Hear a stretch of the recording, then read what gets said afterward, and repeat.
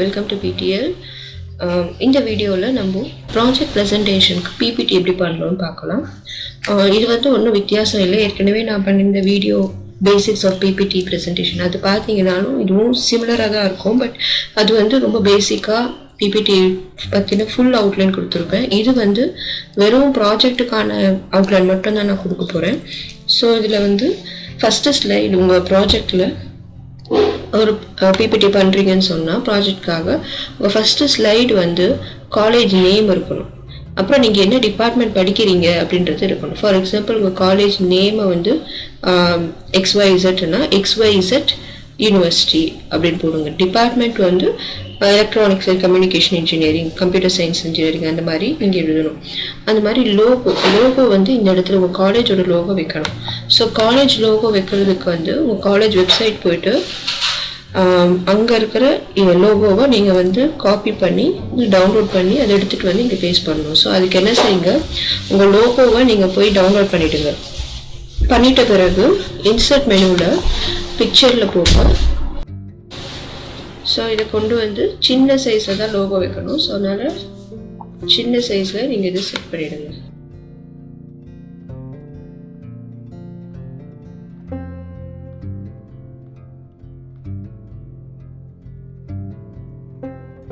அதுக்கப்புறமா என்ன செய்யுங்க, உங்கள் டைட்டில், ப்ராஜெக்டோட டைட்டில் என்ன அப்படின்றத எழுதுங்க.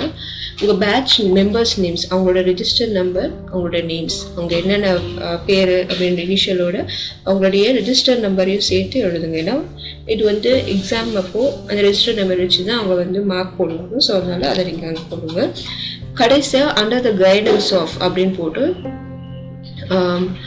அங்கே உங்கள் டீச்சர், ப்ராஜெக்ட் கோஆர்டினேட்டர் யார் அப்படின்ற உங்கள் பேர் போட்டு அவங்களுடைய டிகிரி, அவங்க என்ன படிச்சிருக்காங்க அப்படின்றது அவங்கக்கிட்ட ஃபஸ்ட் பெர்மிஷன் கேட்டுக்கோங்க. அவங்க டிகிரி போடலான்னு அலோவ் பண்ணாங்கன்னா அவங்க டிகிரி போடுங்க. இல்லைன்னா அவங்க என்ன சொல்கிறாங்கன்றதை கவனமாக கேட்டு அந்த கைடன்ஸ் ஆஃப்ன்றதில் உங்கள் டீச்சரோட பேரை நீங்கள் எழுதணும்.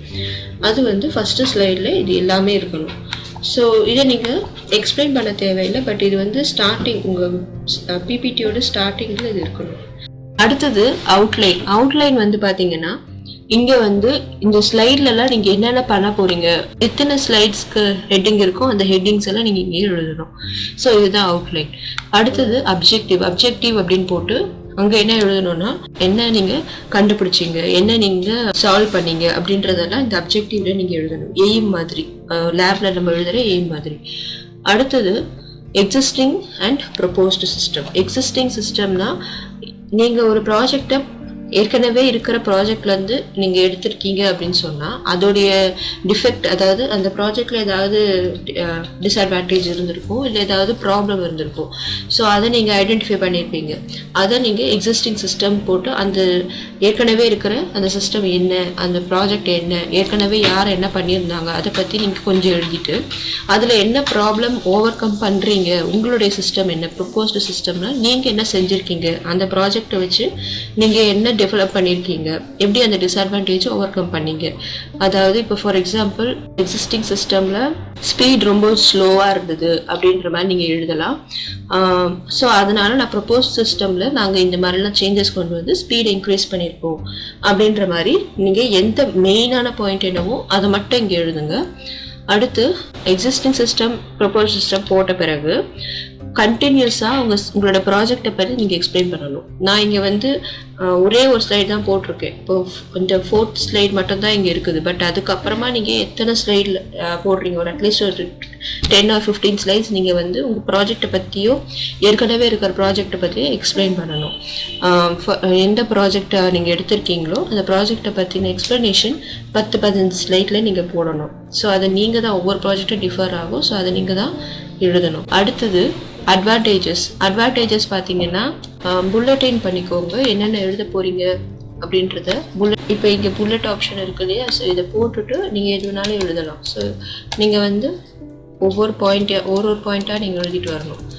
என்ட்ரு கொடுக்க உங்களுக்கு புல்லட் பாயிண்ட்ஸ் வரும். ஸோ இது வந்து அட்வான்டேஜஸ். என்னென்ன உங்களுடைய சிஸ்டமோட அட்வான்டேஜ் அப்படின்றத எழுதணும். அடுத்த ஸ்லைடு வந்து அப்ளிகேஷன்ஸ். என்னென்ன அப்ளிகேஷன் எங்கெல்லாம் யூஸ் ஆகும், இந்த ப்ராஜெக்ட் வந்து எங்கெல்லாம் யூஸ் ஆகும். இப்போ கம்ப்யூட்டர் சயின்ஸ் ரிலேட்டட்னா இது எங்கே யூஸ் ஆகும், எந்த ஃபீல்டில் யூஸ் ஆகும் அப்படின்றதெல்லாம் நீங்கள் சொல்லணும். அடுத்த ரெஃபரன்ஸ் வந்து எந்த புக்கை பார்த்தோ இல்லை யாரோட ப்ராஜெக்ட் பார்த்து நீங்கள் எழுதுனீங்க, உங்களுடைய ப்ராஜெக்டோட பேசிஸ் யாருது அப்படின்றத நீங்கள் அவங்கள பாயிண்ட் அவுட் பண்ணணும்.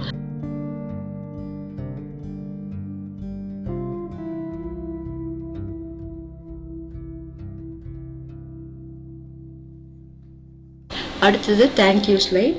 எல்லா ஸ்லைட்லேயும் நீங்கள் இம்பார்ட்டண்ட்டாக பார்க்க வேண்டியது என்னென்னா, இன்சர்ட்டில் போயிட்டு ஹெட்டர் அண்ட் ஃபூட்டர் கொடுங்க. இதில் டேட் அண்ட் டைம் இருக்கும். டைம் வேண்டானா விட்டுடுங்க, பட் டேட் கொடுங்க. அதுக்கப்புறம் ஸ்லைட் நம்பர். ஃபூட்டரில் என்ன உங்கள் slide name of your project, apply to all. ஓகேவா? இது ரெண்டுத்தையுமே வந்து அப்ளை டு ஆல் தான் கொடுக்கணும். அவ்வளோதான். தேங்க்யூ.